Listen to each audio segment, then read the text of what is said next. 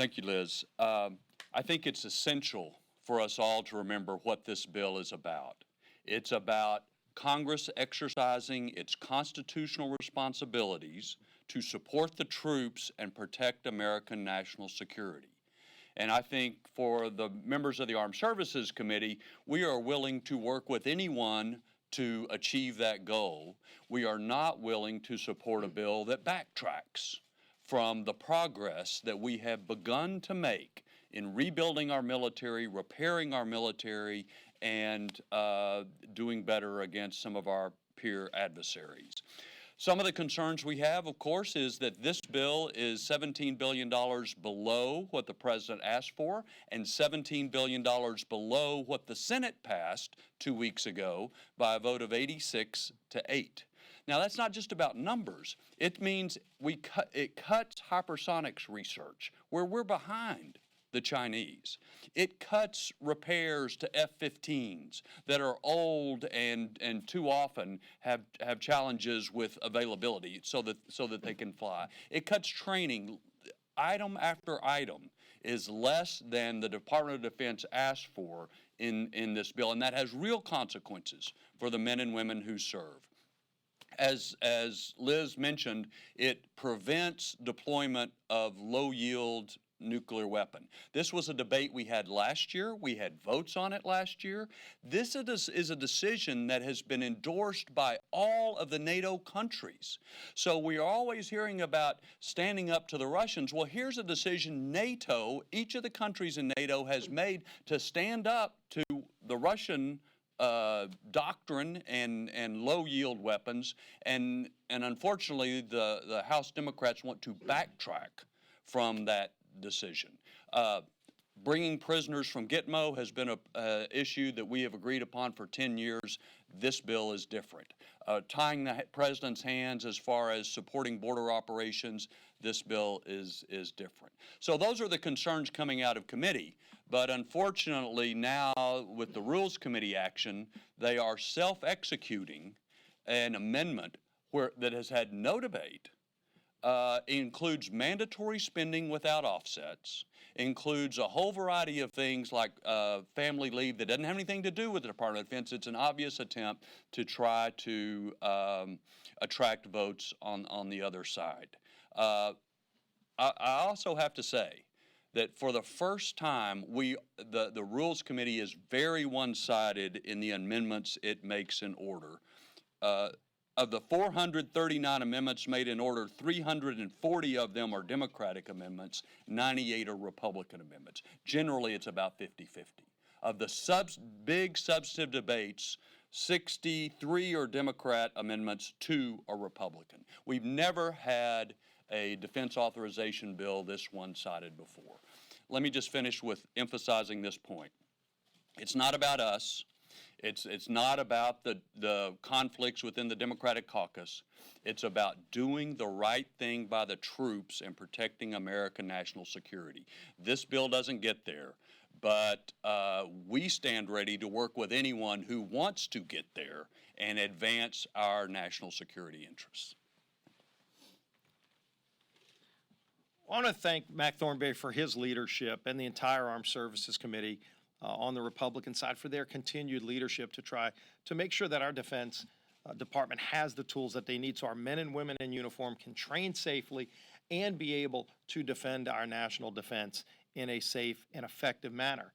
Historically, the NDAA, the National Defense Authorization Act, has been a very bipartisan bill, a bill where both sides come together, put their other differences on the side, and work for what's best for the defense of our nation. Unfortunately, that didn't happen this year in the House. I would urge Speaker Pelosi to go take heed at what the Senate did last week. By an 86-8 vote, they came together where Republican and Democrat leaders all voted for their NDAA bill, a very bipartisan bill that focuses on making the right priorities for our national defense. Unfortunately, the House goes in the opposite direction, and they're not done yet. Not only did the bill out of committee take a very harsh, I think in many ways, anti-defense approach, to make it a very partisan bill, that's still not enough for them because they still don't have the votes to pass it. And so instead of going to Mac Thornberry and other Republican leaders on the House side to put together a bipartisan bill that can get the votes to pass, they're going in the opposite direction. They're taking a far left shift and going even worse for our nation's defense to try to bring amendments to appease the radical left socialist base of Speaker Pelosi's wing. And we're seeing the internal fight that they've been having for the last few weeks. It's getting even worse, where they're fighting amongst themselves. Why don't they stop the fighting and start working with Republicans to get real solutions to the problems we're facing? I mean, even on something like securing the border and giving our Border Patrol agents the tools that they need to help take care of these young kids. You saw many Democrats who are still making a lot of false claims at the president that voted against giving Border Patrol agents the ability to buy diapers for young kids. Our Border Patrol agents were paying out of their own pockets for diapers and other basic supplies for children coming across the border, and they wouldn't even vote for that basic funding. So that shows you how far left they've moved. The final point, if you're looking at where Speaker Pelosi is going next week, they're talking about bringing a bill to the floor to increase the minimum wage. If you look at the bill they're planning on bringing to the floor next week, the CBO report that came out should be alarming to everybody in America who believes in trying to become part of the middle class, who wants to be able to get an entry-level job so that they can then move up and be able to achieve the American dream for themselves. The report showed that about 3.7 million people could lose their jobs if Speaker Pelosi's bill were to pass. Now think about that. That's the entire state of Oklahoma losing their job because of a bill that Speaker Pelosi wants to bring to the floor. It's so radical that even the Democrat mayor of Baltimore vetoed a similar increase in the minimum wage proposal because she noted how it would be devastating to job loss. You're seeing in Seattle when they increased the minimum wage, they did a report and it showed how devastating it is for middle-class families, how it actually lowers overall wages. We're seeing wages grow right now. Our economy is booming. We are the envy of the world, and we've got more job openings than there are people looking for work. With wage growth, because we cut taxes, because we got regulations under control. The last thing we need is the government to come in and undermine that success by passing a bill that would literally eviscerate up to 3.7 million jobs. So every Democrat that's thinking about voting for that bill next week should be asking themselves, what am I going to say? What would they say to those 3.7 million people that would lose their jobs, to families, millions of families in America that would fall below the poverty wage because of their vote? How can they justify that? They should be working with us to solve problems. Thank you, Mr. Whip. I want to thank Mac Thornberry for his service. This is a defining week in Congress. This is a defining week because we'll study what Congress has done historically. For decades, the NDAA, the National Defense Authorization Act, has been bipartisan. In those decades, Democrats have been in the majority, Republicans have been in the majority. But every time we had one motto, that the troops came first. The troops came before politics. This week it all changed. This week was the defining point that it's not the Democratic Party we know of the past. This is a new socialist Democratic Party.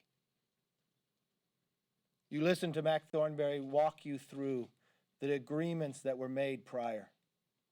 Not just with America, but with America's closest allies within NATO. And this new socialist Democratic Party wants to break from that. When you looked at history and you looked at making this a bipartisan bill, the amendments, when Republicans were in the majority last, more than 50% of those amendments were Democrats. Overwhelmingly one-sided. Then we watched what transformed in Congress just 2 weeks ago. When we left, again, this new Socialist Democratic Party tried to make it very partisan, waited more than 58 days to do anything on the border. When they found a bipartisan bill on the Senate side, they continued to fight it. The same scenario is happening now. I was hoping that the Socialist Democratic Party would learn a lesson 2 weeks ago. I was hoping they would look across the Capitol into the Senate to look what bipartisanship looks like. That the Democratic leadership voted for that supplemental bill, 84 votes. The NDAA out of the Senate even has more, 86 votes. The Democratic leadership, Leader Schumer, he voted for the NDAA.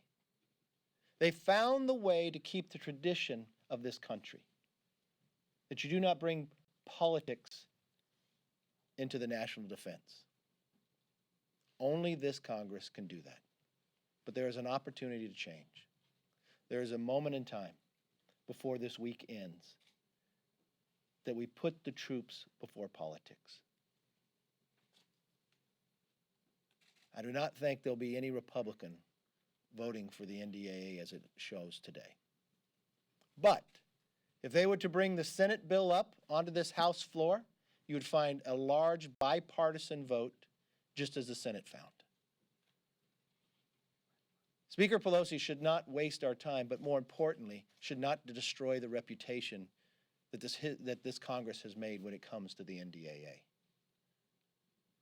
Our walk back for the commitment that we made on a bipartisan basis just 2 years ago to help rebuild this military and the defense of this nation. Last point I want to raise, I want to take a moment to thank all the first responders in my district. During the break, we had numerous earthquakes out in eastern Kern. It is amazing to go through a 7.1 earthquake, larger than the Northridge, and to not have the casualty throughout. But the first responders did an amazing job. But we'll need to rebuild from our military base at China Lake to the families that are sitting out there today. And I thank the first responders. I also thank the President for signing the declaration and for being able to rebuild and move forward. With that, let's open it up for questions. Yes, ma'am.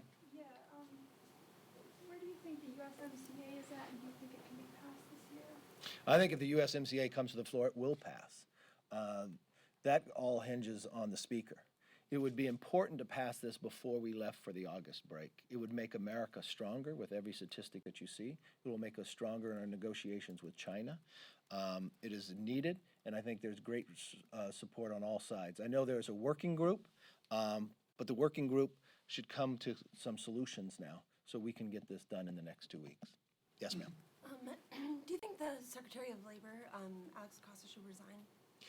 You know, this is a very serious, what I look at and seeing what Epstein is very disturbing to me. This man is even out walking around. I know the president said yesterday that he was going to look into it and review this, and I'll leave it up to the president. Yes. So yesterday, after Joan Perry lost her primary, Mhm. are you worried that that's going to be kind of the trajectory for GOP women with the number of women in Congress? No, when I see the number of women who are running in this across the country, overwhelmingly the majority of our candidates are women. The biggest challenge ever for women and minorities are always within the primary. You look at Joan Perry was an amazing candidate, first-time candidate, pediatrician. To even get to a runoff running against Greg Murphy was an excellent candidate, was elected before, a doctor as well. The voters were able to make that decision, but she was able to make a runoff having never run before. I credit both of them in the campaign, the way they handled the campaign as well. No, I think from the start, having never run before, this was a great improvement, and I look forward to seeing more women elected in this Republican new Congress coming in. Every single Republican women in the House, including Liz Cheney, Yes. backed Joan Perry, but only 8 Republican men did. Do you think that male colleagues in the House have to do more to get women over the finish line, in primaries included? I think people are going to have to do more, yes, to help through for women and minorities. But when you make that equation that only 8 males, when you look at overall, a lot of people normally don't get involved in primaries. It was a very telling case that how strong Joan Perry was, that she got so many people to endorse her. You look overwhelmingly, the majority of people didn't endorse in the race. And remember, races are won and lost in their own districts. I thought Joan Perry did an excellent job coming from never run before. I think Greg Murphy gets a lot of credit. He was elected, and he'll be elected to serve in Congress as well. And he deserves that because he got elected by his peers in his district. The district has the say at the end of the day. But the one thing I would take away from your questions is, how much support did Joan Perry get? A tremendous amount of support. So that is a fundamental difference within this new Republican Party than you found in the past. She had the opportunity. She had the backing behind it, and she got the endorsements where others people would not. So I credit all. You get into the arena, and at the end of the day, the voters decide. But I think Joan Perry has a history, a future that can compete in other places as well. But I congratulate Mr. Murphy, and he'll make an excellent member of Congress, and we'll look forward to having him serve with us. Thank you very much.